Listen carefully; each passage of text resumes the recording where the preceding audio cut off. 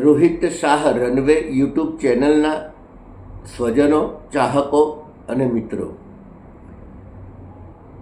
મેં લગભગ 25 વર્ષ સુધી હાયર સેકન્ડરીમાં એટલે કે ધોરણ 11 અને 12માં ગુજરાતી વિષય ભણાવવાનું કાર્ય કર્યું છે. આ દરમિયાન મેં કેટલાક પ્રયોગો કર્યા. એમાં એક પ્રયોગ મને ખૂબ ગમ્યો અને મારી દૃષ્ટિએ એ સફળ પણ રહ્યો. એટલે આજે પણ કેટલાક શિક્ષકો ઈચ્છે તો એ પ્રયોગ કરી શકે એ હેતુથી મારો એ પ્રયોગ આપને કહેવો છે. સામાન્ય રીતે શું બનતું હોય કે શિક્ષક વિદ્યાર્થીઓને એમ કહેતો હોય કે આવતીકાલે તમે આટલા પ્રકરણ તૈયાર કરીને આવજો અને એમાંથી હું તમને પ્રશ્નો પૂછીશ અથવા તમારી મૌખિક પરીક્ષા લઈશ. હું એનાથી તદ્દન વિરુદ્ધની વાત કરતો હતો. હું વિદ્યાર્થીઓને એમ કહેતો હતો કે તમે આવતીકાલે અમુક પ્રકરણમાંથી મને ચેલેન્જરૂપ થાય એવા પ્રશ્નો તમે શોધીને આવજો. મને ન આવડે એવા અઘરામાં અઘરા પ્રશ્નો તમારે લાવવાના અને તમારે મને પૂછવાના છે. મારી એક શરત એ રહેતી કે દરેક વિદ્યાર્થીએ ઓછામાં ઓછા 5 પ્રશ્નો એવા લાવવાના. કારણ શું, વિદ્યાર્થીઓ બહુ ચાલાક હોય એટલે જ્યારે એનો ક્રમ આવે ત્યારે એમ કે મારે સાહેબ જે પ્રશ્ન પૂછવાનો હતો એ તો મારી આગળના વિદ્યાર્થીએ પૂછી લીધો. એટલે એવું ન બને એટલે હું એમને 5 પ્રશ્નો તૈયાર કરીને આવવાનું કહેતો હતો. અને એક બીજું પણ કારણ હતું કે ઘણી વખત પ્રશ્નો ઝડપથી પૂરા થઈ જાય અને પીરિયડ હજી બાકી હોય તો બીજો રાઉન્ડ શરૂ કરી શકાય. એટલે એ વખતે આખો રાઉન્ડ બીજો થાય તો વિદ્યાર્થી બીજો પ્રશ્ન પણ પૂછી શકે. એટલે 5 પ્રશ્નો મિનિમમ એ તૈયાર કરીને આવે. હવે વિદ્યાર્થીઓને મજા ક્યાં આવતી કે સાહેબને આપણે ન આવડે એવા અઘરા પ્રશ્નો તૈયાર કરીએ. એના માટે પ્રકરણ ખૂબ ઝીણવટપૂર્વક વાંચે, ખૂણે ખાંચરેથી ક્યાંક અઘરા પ્રશ્નો લાવે અને વર્ગમાં પૂછે મને, અને ક્રમશઃ પૂછવાનું. કોઈ વિદ્યાર્થી એમ કે મારે પ્રશ્ન નથી પૂછવો તો એ પણ ન ચાલે. બધા નિયમો બનાવેલા હતા.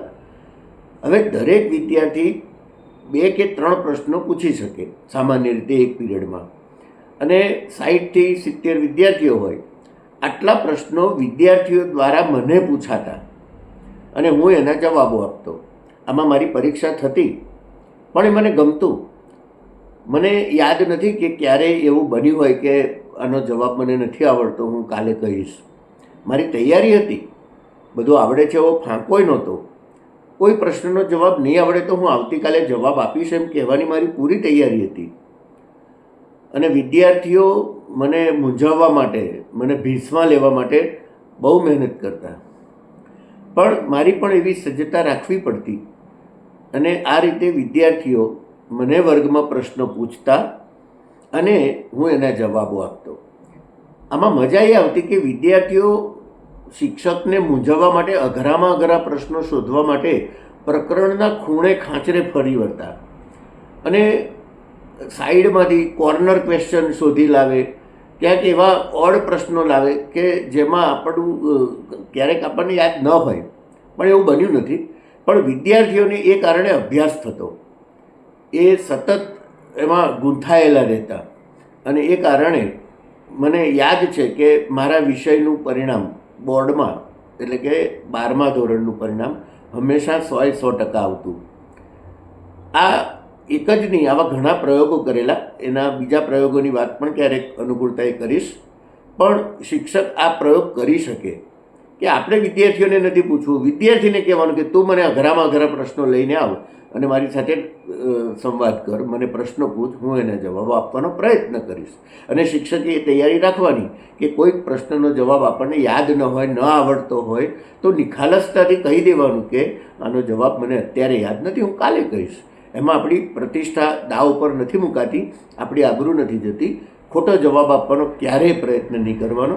વિશ્વાસ, વિદ્યાર્થીનો વિશ્વાસ અકબંધ રહેવો જોઈએ, કારણ કે શિક્ષકને ખૂબ આદર કરતો હોય છે અને એ આદરનો આપણે હંમેશા આદર કરવો જોઈએ. આ એક શિક્ષક તરીકે મારી વાત છે. મને લાગે છે કે જે શિક્ષકો આ વિડીયો જોશે એમને કદાચ આવો પ્રયોગ કરવાનું મન થશે, અથવા આનાથી બીજો સારો પ્રયોગ પણ થઈ શકે અને એ કરી શકાય. પણ આવું બધું કંઈક નવું કરતા રહીએ તો મજા આવે.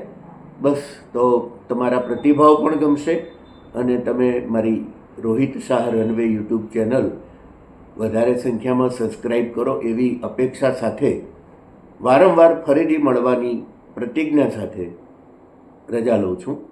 આભાર.